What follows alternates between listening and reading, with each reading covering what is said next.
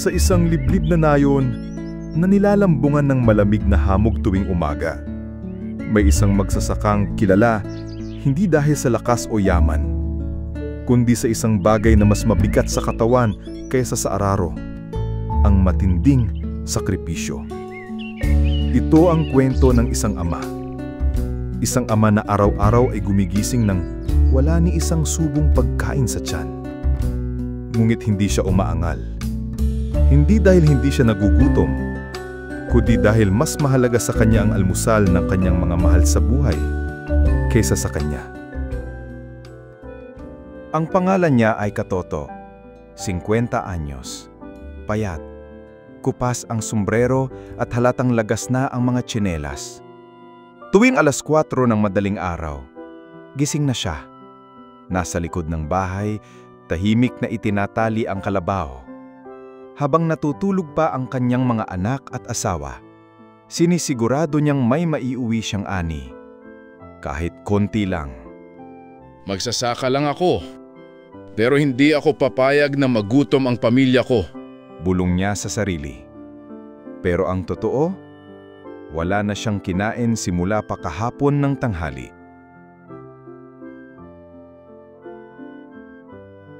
Sa bawat kainan, si Katoto ang laging huling nauupo.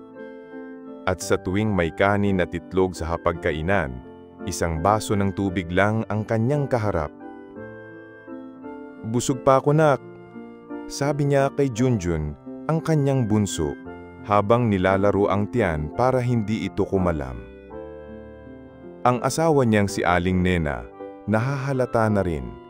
Ngunit alam niyang ayaw magpahalatang nahihirapan ang kanyang asawa.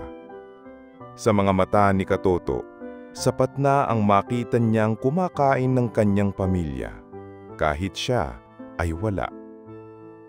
Isang araw, habang nag-aararo, bigla na lamang siyang bumagsak.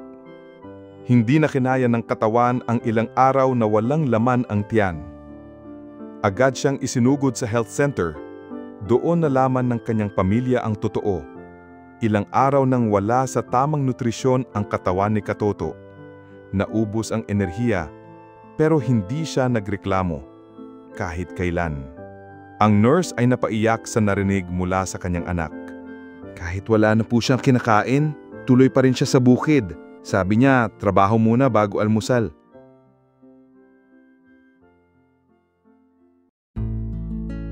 Pagkaraan ng isang linggo, muling bumangon si Katoto. Mahina pa rin, ngunit buo ang loob.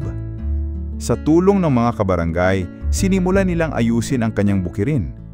May nagbigay ng pataba, may nag-abot ng bagong gamit, at higit sa lahat, ang kanyang mga anak ngayon ay sabay-sabay nang nagtatanim kasama niya.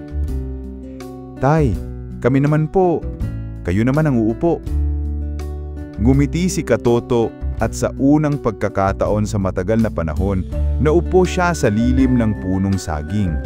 May kanin sa bilaw, may itlog sa dahon ng saging, at may ngiti sa mukha.